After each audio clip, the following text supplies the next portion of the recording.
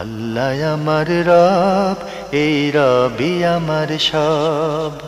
দামে দামে তুন মনে তারি অনুভব।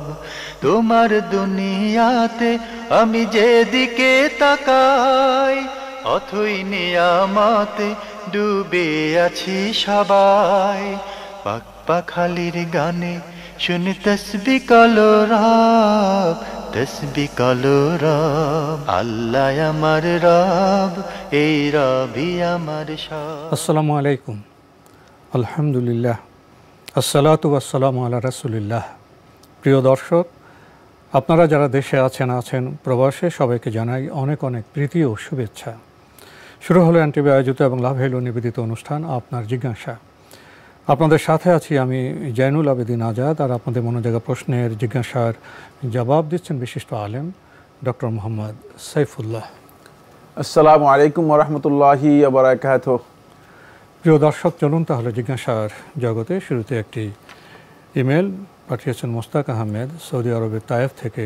লিখেছেন, গোসল করার পর শরীরের পানি গামছা, তোয়ালে বা কাপড় চোপড় দিয়ে মুছা নাকি সুন্নাহ বিরোধী, এ কথা কি ঠিক? ধন্যবাদ এই ভাইকে। আপনি প্রশ্ন করেছেন যে গোসল করার পরে শরীরের পানি গামছা অথবা তয়লা দিয়ে ইত্যাদি দিয়ে মোছা, এটা কি সুন্নাহ বিরোধী? না, এটা সুন্নাহ বিরোধী আমল নয়। কারণ এটা হচ্ছে মূলত এমন বিষয় যেগুলো ওরফের সাথে জড়িত এবং তাবিআর সাথে জড়িত, প্রয়োজনের সাথে অথবা নিজের নেচারের সাথে জড়িত, প্রকৃতির সাথে। হ্যাঁ, তো এই বিষয়গুলো মূলত রাসূলুল্লাহ সাল্লাল্লাহু আলাইহি ওয়াসাল্লাম যে জনপদে ছিলেন, সেই জনপদে আল্লাহ নবী সাল্লাল্লাহু আলাইহি ওয়াসাল্লাম গোসল করতেন খুব অল্প পানি দিয়ে। মানে আমরা দেখেছি যে মানে মুখ ধুয়ে হাত ধোয়ার আগেই মুখ শুকিয়ে যেত, এখন বর্তমানে শুকিয়ে যেত। মানে সুতরাং প্রশ্নই আসে না, মানে ওখানে যে অবস্থা ছিল সে অবস্থা আমাদের এখানে নেই। আর যদি কোনো ব্যক্তি তিনি প্রয়োজন মনে করেন যে তার শরীরের মধ্যে যদি পানি থেকে যায়, তাহলে তার পানির কারণে ক্ষতি হতে পারে, অনেকে ঠান্ডা লেগে যেতে পারে, তারপরে পানি বিভিন্নভাবে অনেকে পানি ব্যবহার করলে অ্যালার্জি হয় ইত্যাদি ইত্যাদি, তাহলে তার জন্য মোছা এটা মানে প্রয়োজন। সুতরাং যিনি হাজা মনে করবেন তিনি মুসবেন, এটা সুন্নাহ বিরোধী নয়। যদি কেউ এই ফতোয়া দিয়ে থাকেন তিনি না বুঝে অথবা আন্দাজে বলেছেন। সুন্নাহ বিরোধী হচ্ছে ওই জায়গায় যেখানে কোনো হাজা নেই, আপনি মানে গোসল মানে মুখ ধুয়েছেন, শুকাই গিয়েছে, দেখতেছেন যে শুকায় যাচ্ছে, অথবা আপনি পানি শরীর থেকে মুছার পরপরই আপনি শুকিয়ে যাচ্ছে, অসুবিধা নেই, তাহলে কোনো হাজা যদি না থাকে তাহলে তিনি সেটা মানে কোনো টিস্যু অথবা অন্য কিছু ব্যবহার করবেন না, যেহেতু রাসূলুল্লাহ সাল্লাল্লাহু আলাইহি ওয়াসাল্লাম এখানে কি আল্লাহ নবী সাল্লাল্লাহু আলাইহি ওয়াসাল্লাম টিস্যু অথবা রুমাল অথবা টাওয়াল যেগুলো আছে সেগুলো রাসূলুল্লাহ সাল্লাল্লাহু আলাইহি ওয়াসাল্লাম এখানে ব্যবহার করেন নাই। কি এই যে না করাটা, এটা কি লিতাআব্বুদ আও আন্নাহু তারাকা, অথবা রাসূলুল্লাহ সাল্লাল্লাহু আলাইহি ওয়াসাল্লাম এটাকে ছেড়ে দিয়েছেন এমনিতেই, মানে গায়রে মুতাআম্মিদ, অনিচ্ছাকৃতভাবে ছেড়ে দিয়েছেন। যদি অনিচ্ছাকৃতভাবে রাসূলুল্লাহ সাল্লাল্লাহু আলাইহি ওয়াসাল্লাম ছেড়ে দেন তাহলে এটা তবিয়ার সাথে জড়িত, হাজার সাথে জড়িত। সুতরাং হাজাতের কারণে এটা সুন্নাহ বিরোধী হওয়ার কোনো কারণ নেই। এখানে আত্তারক লা ইয়াকুনু সুন্নাতান, তারক সুন্নাহ হবে না। বরং ইমাম শাতিবী রাহিমাহুল্লাহ তাআলা বলেছেন যে এই বিষয়গুলো এর ক্ষেত্রে তুরুক লা তু'তাবার মিনাস সুনান, তুরুক বলা হয় থাকে যে সমস্ত কাজকে ছেড়ে দেওয়া হয়েছে। মানে এটা অনেকে আছে পরিভাষা বুঝতে হয়তো বুঝবেন না, এই জন্য তুরুক হচ্ছে যে সমস্ত কাজকে রাসূলুল্লাহ সাল্লাল্লাহু আলাইহি ওয়াসাল্লাম এখানে ছেড়ে দিয়েছেন, জায়গায় জায়গায় ছেড়ে দিয়েছেন, এখানে ছেড়ে দেওয়াটাকে সুন্নাহ হিসেবে বিবেচনা করা হবে না, যেহেতু এটা আল্লাহ রাসূল সাল্লাল্লাহু আলাইহি ওয়াসাল্লাম প্রয়োজন মনে করেন নাই সেজন্য করেন নাই, আর এটা ইবাদত বিষয় নয়, তাআব্বুদি বিষয় নয়। সুতরাং যদি ইবাদত বিষয় না হয় থাকে, তাআব্বুদি বিষয় না হয় থাকে, তাহলে এটা যদি কেউ করে থাকেন তাহলে তার এই কাজটি সুন্নাহ পরিপন্থী, সুন্নাহ বিরোধী হওয়ার বিষয়টি সঠিক নয়। আরও লিখেছেন, উমরা করার সময় গোসলের পর নাকি শরীরের পানি মোছা যায় না, এ কথা কি সঠিক? একই প্রশ্ন ভিন্ন ফরম্যাটে বলেছেন, কোনো আগের উত্তরই যথেষ্ট এখানে। জি, প্রয়োজন হলে করবেন, প্রয়োজন না হলে করবেন। হ্যাঁ, প্রয়োজন হলে করবেন, প্রয়োজন না হলে করবেন না। জি। আরও লিখেছেন, মানুষের খাবার হালাল হওয়ার শর্তগুলোর মধ্যে একটা শর্ত হলো যে সকল প্রাণী নাজাসাত ভক্ষণ করে সেসব খাওয়া হালাল নয়। আমাদের গৃহপালিত হাঁস মুরগিও নাজাসাত ভক্ষণ করে থাকে। কই, টাকি ইত্যাদি মাছ নোংরা নাজাসাত ভক্ষণ করতে দেখি। এগুলি তো নাজাসাত ভক্ষণ করে থাকে, আবার হালালও। এই বিষয়টা ঠিক বুঝতে পারছেন না, একটু বুঝিয়ে বলবেন? ধন্যবাদ আপনাকে, খুবই গুরুত্বপূর্ণ প্রশ্ন করেছেন। আপনি যে শর্তটি উল্লেখ করেছেন এটা সঠিক নয়। যে সমস্ত প্রাণী নাজাসাত ভক্ষণ করে থাকে মানে সেই প্রাণী খাওয়া হারাম, এই বক্তব্য সঠিক নয়। কারণ আপনি তো নাজাসাত ভক্ষণ করতেছে, সেই প্রাণী খাচ্ছেন না, নাজাসাত খাচ্ছেন না, আপনি সেই প্রাণীর গোশত খাচ্ছেন। কারণ আর মোরগ, হাঁস এগুলো যে নাজাসাত অথবা যেগুলো খেয়ে থাকে সেগুলো নাজাসাত বলা হয় না, এগুলো কাজুরাত। কাজুরাত আর নাজাসাতের মধ্যে পার্থক্য রয়েছে। নাজাসাত হচ্ছে যেগুলো ইসলাম যে সমস্ত জিনিসকে নাপাকি হিসেবে চিহ্নিত করেছে। কাজুরাত হচ্ছে যেগুলো ময়লা আবর্জনা, যেগুলোকে ইসলাম নাজাসাত হিসেবে চিহ্নিত করে নাই, কাজুরাত সেগুলো ময়লা আবর্জনা। এগুলো ময়লা আবর্জনা খেয়ে থাকে, ময়লা আবর্জনা খেয়ে থাকে। যে সমস্ত প্রাণী ময়লা আবর্জনা এর সাথে আবার নাজাসাতও খেয়ে ফেলে, সেগুলোকে জাল্লালা বলা হয়ে থাকে, সেগুলোকে জাল্লালা বলা হয়ে থাকে। জাল্লালা এর ক্ষেত্রে আলেমদের ইখতিলাফ রয়েছে।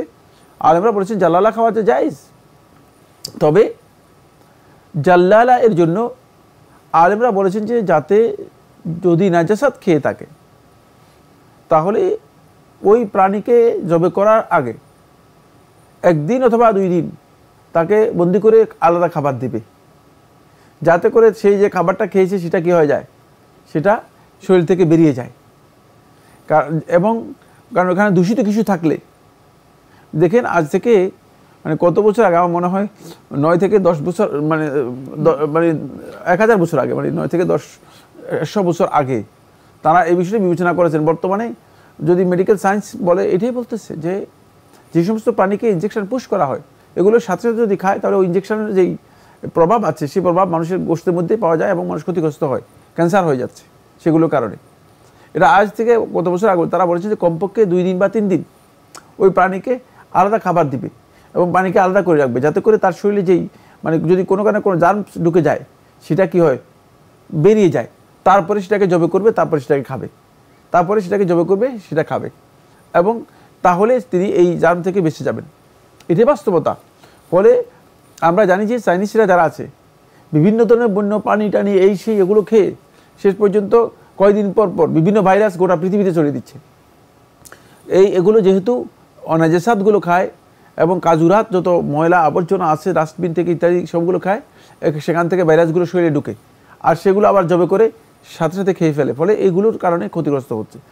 এখানে জাল্লালা এর ক্ষেত্রে বিধান হচ্ছে, উত্তম হচ্ছে তাকে মানে রেখে 1 দিন বা 2 দিন বা 3 দিন, আলেমদের ইখতিলাফ রয়েছে, মানে রেখে তারপরে জবে করে খাওয়া, জবে করে খাওয়া। কিন্তু বর্তমানে এগুলো কোথায় যেয়ে খাবেন আপনি? এখন ফার্মের মুরগি যেগুলো আছে তারপরে যেগুলো যে সমস্ত মোরগগুলো ফার্মে মানে করা হয়, এদের জন্য আলাদা ফিডিংস রয়েছে, এগুলোর সাথে জাল্লালার কোনো সম্পর্ক নেই। এখানে যে খাবারটা দেওয়া হয় থাকে এটা পরিপূর্ণরূপে তৈরি করা খাবার এবং ফিডিংস থেকে আসে, সেগুলোতে এমন কোনো নাজাসাত এগুলোর মধ্যে থাকে না যে নাজাসাতের কারণে বলা যেতে পারে যে এগুলো মানে মানে খাওয়ার জন্য 1 দিন বা 2 দিন বন্ধ করে রাখতে হবে বা 2 দিন তাকে আলাদা রাখতে হবে। বাকি নাজাসাত ভক্ষণ করলে ওই প্রাণী খাওয়া হারাম, এ কথা শুদ্ধ নয়। তার কারণ হচ্ছে মানে নাজাসাত, ওই প্রাণী যদি নাজাসাত না হয়ে থাকে, ওই প্রাণী যদি খাওয়া ইসলামী শরীয়তে বৈধ হয়ে থাকে, তাহলে ওই প্রাণীর খাবার যেই কোনো জিনিস হলেও ওই প্রাণী খাওয়া জায়েজ রয়েছে। যেহেতু মুরগি এবং মুরগি গ্রুপের যেগুলো আছে, হাঁস আছে, তারপরে কক আছে, তারপরে আরেকটা বলা হয় যে তুর্কি মুরগি যেগুলো রয়েছে সেগুলো, সেগুলো সবগুলোই, এগুলো সবই একই গ্রুপের এবং এগুলো খাওয়া জায়েজ। এগুলো সবগুলো কিন্তু আসলে নাজাসাত খায় না, নাজাসাত ভক্ষণ করে না। নাজাসাত থেকে তারা তাদের প্রয়োজনীয় খাবার হয়তো বের করার জন্য চেষ্টা করে। বাকি এগুলো খাওয়া হারাম বা নিষিদ্ধ নয়, এগুলো খাওয়া জায়েজ। তবে খাওয়ার পদ্ধতি যদি নিশ্চিত হন যে এগুলো নাজাসাত অথবা ময়লা আবর্জনা খেয়েছে, তাহলে উত্তম হচ্ছে এটাকে একদিন রেখে অন্ততপক্ষে মানে জবে করে ভক্ষণ করা, যাতে করে এর কোনো ভিতরে যদি কোনো জার্ম থেকে যায় সেটা যেন কোনোভাবে কোনো ব্যক্তি ক্ষতিগ্রস্ত না হয়। আমরা জানলাম বিষয়টি সম্পর্কে। প্রিয় দর্শক, আরও একটি ইমেল পাঠিয়েছেন আনার, লিখেছেন রাত 8টা-9টার পর আমি আগামীকাল রোজা রাখতে চাইলে আমার রোজা নিয়ত কিভাবে করব? আমি আজকে রোজা নিয়ত করলাম নাকি আমি আগামীকাল রোজা নিয়ত করলাম? কারণ আমি ঘড়িতে অ্যালার্ম দিয়ে ঘুমিয়ে পড়ব, ফজর নামাজের আগে সেহরি করব, এটা আজকে হলো কিভাবে? আমি তো রাতে ঘুম দিয়ে উঠেছি, একটু বুঝিয়ে বলবেন। আগামীকাল নিয়ত করবেন, এটাই অন্তর মধ্যে ইচ্ছা করলে যথেষ্ট। আর কিছু এটা আপনি সন্ধ্যা রাতে করুন, সাথে করুন। নিয়তের জন্য কোনো টেক্সট নেই, কিছু নেই। জি, যে যখনই করেন না কেন, সন্ধ্যা রাতেও করতে পারেন, শেষ রাত্রেও করতে পারেন। জি, যেদিনের জন্য উনি রাতের মধ্যে করবেন সেদিন রাতের মধ্যে করলেই হবে, রাতের মধ্যে করলেই হবে। মানে যদি আপনি সে নিয়তটাকে রাতের মধ্যে করেন তাহলে এটা উত্তম। নফল সিয়ামের ব্যাপারে ওলামায়ে কেরামদের ইখতিলাফ আছে, তবে রাতের মধ্যে নিয়ত করাটাই হচ্ছে সর্বোত্তম, কোনো সন্দেহ নেই, যেখানে খেলাফ নেই। মাল্লাম ইজমা আও ইজাম্মা নিয়ত সিয়ামি ফিল লাইল ফালা সিয়াম আলাহ। রাসূলুল্লাহ সাল্লাল্লাহু আলাইহি ওয়াসাল্লামের একটি রিওয়ায়াতের মধ্যে এসেছে যে ব্যক্তি মানে রাত্রের মধ্যেই সিয়ামের নিয়তটি করেনি, তাহলে তার সিয়াম হয়নি বা তার সিয়াম নেই, তার সিয়ামটা শুদ্ধ নয়। সুতরাং এখান থেকে বোঝা যাচ্ছে যে সিয়াম মূলত রাত্রের মধ্যে করাটাই হচ্ছে উত্তম। যদি নিয়ত সিয়ামের নিয়ত করাটা রাত্রের মধ্যে উত্তম। আর নিয়তটা মানে আমাদের এই প্রোগ্রাম যদি দেখে থাকেন তাহলে তো এই প্রশ্ন আসার কথা না। আমাদের প্রোগ্রামে আমরা বারবার বলেছি নিয়ত হচ্ছে অন্তরে ইচ্ছা পোষণ করা, নিয়তের জন্য কোনো টেক্সট বা বক্তব্য অথবা কোনো কথা নেই। জি, আমাদের হাতে একটি ইমেল পাঠিয়েছেন আব্দুল কাইয়ুম, লিখেছেন অতীতের কোনো কাজের কারণে মনে যদি এরকম চিন্তা আসে যে আমার ওই কাজটা কি শিরক অথবা কুফরি হয়ে গেল, অথবা অমুক কাজটার জন্য আমি কি ইসলামের গণ্ডির বাইরে চলে গেলাম, অবশ্যই এরপর মন থেকে তওবা করা হয়েছে আর অনেক বছর কেটেও গেছে, এর মধ্যে আল্লাহর রহমতে আর ওই কাজের পুনরাবৃত্তি হয়নি। আমার প্রশ্ন, এক্ষেত্রে তবে কি যথেষ্ট নাকি নতুন করে শাহাদা পড়ে গোসল করতে হবে? ধন্যবাদ এই ভাইকে, খুবই গুরুত্বপূর্ণ প্রশ্ন করেছেন। প্রথম কথা হচ্ছে, আপনি যদি অপরাধ অন্যায় করে থাকেন, আল্লাহ রাব্বুল আলামিনের সাথে নাফরমানি করে থাকেন, তাহলে আপনি তওবা করবেন, তওবাটাই যথেষ্ট। আর এই তওবা যেটাকে তওবা বলা হয় থাকে সেটা করতে হবে, প্রকৃত তওবা করতে হবে। শুধুমাত্র মানে তওবা আস্তাগফিরুল্লাহ আতুবু ইলাইহি এই কথা বললেই যথেষ্ট হবে না। শুধুমাত্র আপনি মানে বললেন যে আমি তওবা করলাম, তাহলে হবে না। তওবা হচ্ছে মূলত আপনি অন্তরে দৃঢ়তার সাথে, দৃঢ় প্রত্যয়ের সাথে এই ইন্টেনশন আপনাকে করতে হবে যে আমি অনেক বড় অপরাধ করেছি, এই অপরাধ থেকে আমি আল্লাহ তাআলার কাছে প্রত্যাবর্তন করে যাচ্ছি এবং আমি আর জীবনে কোনোদিন এই কাজ করব না, আল্লাহ তাআলার সাথে আমি অঙ্গীকারবদ্ধ হচ্ছি, তাহলে এটা তওবা হবে। এবং সেই কাজ থেকে আপনাকে কমপ্লিট অন্তরের দিক থেকে নিজেকে পরিপূর্ণরূপে সেখান থেকে উঠিয়ে আনতে হবে, সরিয়ে আনতে হবে, তাহলে আপনার এটা তওবা হবে, অন্যথায় তওবা হবে না। যদি সেটা করে থাকেন অবশ্যই আল্লাহ সুবহানাহু ওয়া তাআলা আপনাকে ক্ষমা করবেন। এই জন্য আপনাকে আবার শাহাদা করতে হবে অথবা আপনাকে এর জন্য আবার গোসল করতে হবে, এটি প্রয়োজন নেই। আমরা জানলাম বিষয়টি সম্পর্কে। প্রিয় দর্শক আরও লিখেছেন, যদি সত্যি সত্যি কোনো ব্যক্তি বড় শিরক বা বড় কুফরি করে ফেলে অথবা সত্যি সত্যি ইসলামের গণ্ডির বাইরে চলে যায় এবং সে তার ভুল বুঝতে পেরে মন থেকে তওবা করে এবং আর কোনোদিন সব কাজের দিকে পা না বাড়ায়, এটাই যথেষ্ট নাকি শাহাদা পরে গোসল করার কোনো বিষয় রয়েছে? একই কথাই, জি, একই জবাব। একই কথা না, একই কথাই দুইবার লিখেছেন, প্রশ্ন তো একটাই। লিখেছেন নও মুসলিমের জন্য কি শাহাদা পড়ার পর গোসল করা বাধ্যতামূলক? এছাড়া আর কোন কোন ব্যক্তির ক্ষেত্রে শাহাদা পরে গোসল করা বাধ্যতামূলক জানাবেন? না, শুধুমাত্র যিনি ইসলাম গ্রহণ করবেন, সুন্নাহ, কেউ কেউ সুন্নাহ বলেছেন, কেউ কেউ ওয়াজিব বলেছেন, তিনি শুধুমাত্র শাহাদা ঘোষণা করার মাত্র শাহাদা ঘোষণা দিবেন, শাহাদা ঘোষণা দেওয়ার পরে তিনি গোসল করবেন, গোসল করে পবিত্রতা অর্জন করবেন। যেহেতু আসলে এতদিন পর্যন্ত তিনি ইন্নামাল মুশরিকুনা নাজাস, আল্লাহ তাআলা যে কোরআনে কারীমের মধ্যে ইরশাদ করেছেন যে মুশরিকরা নাজাস, অপবিত্র, এতদিন পর্যন্ত তিনি আসলে হুকুমের দিক থেকে হুকমান, হুকুমগত বা বিধানগত দিক থেকে তিনি অপবিত্র ছিলেন। তো অপবিত্র থাকার কারণেই তিনি গোসল করে ইসলাম গ্রহণ করে পবিত্রতা অর্জন করলেন। যিনি নতুন মুসলিম হচ্ছেন তার ক্ষেত্রে এটা গোসলের বিষয়টা প্রযোজ্য।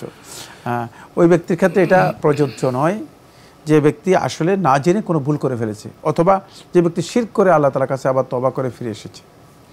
আরও লিখেছেন, আসলে এই বিষয়টি আমাকে খুবই কষ্ট দিচ্ছে। বারবার মনে হয় যদি এগুলো শয়তানের ওয়াসওয়াসা না হয়ে সত্যি যদি কোনো কারণে ইসলামের গণ্ডির বাইরে চলে যায়, তখন প্রতিদিন যে কান্নাকাটি করে তাওবা ইস্তেগফার করছি তাতে মনে হয় হবে না। আমাকে মনে হয় শাহাদা পড়ে গোসল করতে হবে। আমি আমার মনকে বোঝাই যে আমি তো নামাজে তাশাহুদে শাহাদা পড়ছি, এছাড়াও প্রতিদিনকার নানা আমলে শাহাদা তো চলেই আসে, আর গোসল তো প্রতিদিনই করা হচ্ছে। তাও মনের মধ্যে বারবার বাজতেই থাকে যে না, এভাবে বোধ হয় হবে না, আমাকে বোধ হয় আলাদা করে শাহাদা পড়ে গোসল করতেই হবে। আমি খুব কষ্ট পাচ্ছি বিষয়গুলো নিয়ে, তাই একই প্রশ্ন বারবার চলে আসছে। আশা করি বিরক্ত হবেন না। আমার এই অবস্থার পরিপ্রেক্ষিতে যদি কোনো পরামর্শ দেন তাহলে খুব খুশি হব। আপনি বেশি বেশি করে ইস্তেআজা করবেন, আল্লাহ রাব্বুল আলামিনের কাছে আশ্রয় প্রার্থনা করবেন। যখনই আপনার অন্তরের মধ্যে এই ধরনের একটা ওয়াসওয়াসা এসে যাবে, তখনই আপনি চেষ্টা করবেন এটাকে প্রত্যাখ্যান করার জন্য, কমপ্লিট প্রত্যাখ্যান করার জন্য। আপনি প্রত্যাখ্যান করতে পারছেন না, এটা আপনার বক্তব্য থেকে আমরা স্পষ্ট বুঝতে পেরেছি। ফলে আপনি এই ওয়াসওয়াসার মধ্যে এখনও নিমজ্জিত আছেন। ওয়াসওয়াসা এবং শয়তান দুইটাই আপনাকে ডান দিকে এবং বাম দিকে নিয়ে যাচ্ছে। আপনি চেষ্টা করুন এটাকে প্রত্যাখ্যান করার জন্য। আর যখনই অন্তরের মধ্যে বারবার এটি আসবে, তখনই আওয়াজ করে জোরে জোরে ইস্তেআজা করবেন। ইস্তেআজার যে আলফাজগুলো আছে সেই আলফাজগুলো সবগুলো শিখে নেওয়ার জন্য চেষ্টা করুন, মুখস্থ করার জন্য চেষ্টা করুন। যদি কোনোটা জানা না থাকে, অন্তপক্ষে আউযুবিল্লাহি মিনাশ শাইতানির রাজিম এটা তো জানবে। এটা বেশি বেশি করে পড়বেন। আউযুবিল্লাহি মিনাশ শাইতানির রাজিম এটা বেশি বেশি করে পড়বেন। বাকিগুলো যদি জানা থাকে তাহলে বাকিগুলো পড়বেন, জোরে জোরে পড়বেন। ইনশাআল্লাহ তাআলা ওয়াসওয়াসা আসলেই যদি এটা বারবার পড়েন, তাহলে আপনি দেখবেন যে আপনার ওয়াসওয়াসা আস্তে আস্তে কমে যাচ্ছে। আর এর সাথে আপনি যে কোনো একজন ডাক্তারের পরামর্শ নিতে পারেন, একজন ভালো ডাক্তারের সাথেও কাউন্সিলিং করতে পারেন। অবশ্যই আপনি এক প্রকার ওয়াসওয়াসা এর ডিসঅর্ডারে আছেন, আপনাকে এটা নিশ্চিত হতে হবে। সুতরাং এ নিয়ে আপনি আর প্রশ্ন না করে আপনি চেষ্টা করুন এখান থেকে বেরিয়ে আসার জন্য। বেরিয়ে আসার পদ্ধতি হচ্ছে প্রশ্ন না করা, বেরিয়ে আসার পদ্ধতি হচ্ছে এর মধ্যে যুক্ত না হওয়া। যুক্ত হলেই আপনি আবার প্রশ্ন করবেন, আবার প্রশ্ন করবেন, গুরুত্ব দিচ্ছেন। জি, সুতরাং আপনি বেরিয়ে হওয়া আসলেই আপনার সবচেয়ে উত্তম উপায় আপনি অবলম্বন করলেন। আর যদি বেরিয়ে আসতে না পারেন, উত্তম উপায় অবলম্বন করলেন না, আরেকবার প্রশ্ন পাঠাবেন, আরেকবার প্রশ্ন পাঠাবেন, এবং এই প্রশ্ন আমার বিশ্বাস আমরা বহুবার উত্তর দিয়েছি। আমরা জানলাম বিষয়টি সম্পর্কে। প্রিয় দর্শক, নতুন প্রশ্নে যাচ্ছে। এবারে ইমেলটি পাঠিয়েছেন ফাহিম চৌধুরী, খিলগাঁও, ঢাকা থেকে। লিখেছেন, আজানের জবাব দেয়া কি সুন্নাতে মুআক্কাদা? জনাব, আপনি যে প্রশ্নটি করেছেন খুবই গুরুত্বপূর্ণ। আজানের জবাব দেওয়াটা আলেমদের মধ্যে কেউ কেউ সুন্নাতে মুআক্কাদা বলেছেন, কেউ কেউ ওয়াজিবও বলেছেন। বিশুদ্ধ বক্তব্য রাসূলুল্লাহ সাল্লাল্লাহু আলাইহি ওয়াসাল্লাম হাদিস থেকে যেটা বোঝা যায় সেটা হলো ফাকুলু মিসলা মা ইয়াকুলুল মুআদ্দিন, তোমরা ফাকুলু বলো মিসলা মা ইয়াকুলুল মুআদ্দিন, যেভাবে বলে সেভাবে। সুতরাং এখান থেকে বোঝা যায় যে আজানের জবাব দেওয়াটা ওয়াজিব। তাই আজানের জবাব দেওয়াটা গুরুত্বপূর্ণ বিষয়, ওয়াজিব। যদি কেউ তরক করেন তিনি গুনাহগার হবেন। আজান শুনবেন, তিনি জবাব দেবেন না, তাহলে তিনি গুনাহগার হবেন। যেহেতু রাসূলুল্লাহ সাল্লাল্লাহু আলাইহি ওয়াসাল্লাম স্পষ্ট করে সহিহ বুখারী হাদিসের মধ্যে বলেছেন, ইজা সামি'তুমুল মুআজ্জিন, যখন তোমরা মুয়াজ্জিনকে শুনবে যে মুয়াজ্জিন আজান দিচ্ছে, ফাকুলু মিসলা মা ইয়াকুলুল মুআদ্দিন, ঠিক মুয়াজ্জিন যেভাবে বলে তোমরা ঠিক সেভাবে বলবে। তাহলে এটা জবাব দেওয়াটা ওয়াজিব। আর যারা সুন্নাতে মুআক্কাদা বলেছেন, সুন্নাতে মুআক্কাদাও মানে ওয়াজিবের, তাদের কাছে ওয়াজিবের স্ট্যান্ডার্ড একই গুরুত্ব বহন করে থাকে। সুতরাং মানে এটি তেমন কোনো পার্থক্য নেই।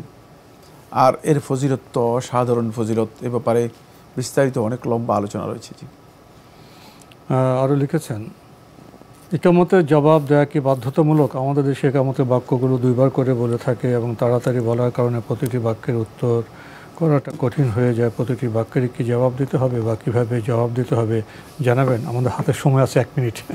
কোনো অসুবিধা নেই। ইকামতের জবাব দেওয়াটাও একই হুকুম। আজান এবং ইকামতের জবাব দেওয়ার ব্যাপারে সৌদি আরবের সর্বোচ্চ উলামা পরিষদ এবং স্থায়ী ফতোয়া কমিটির বক্তব্য হচ্ছে যে এটা উত্তর দেওয়াটাও আজানের মতোই।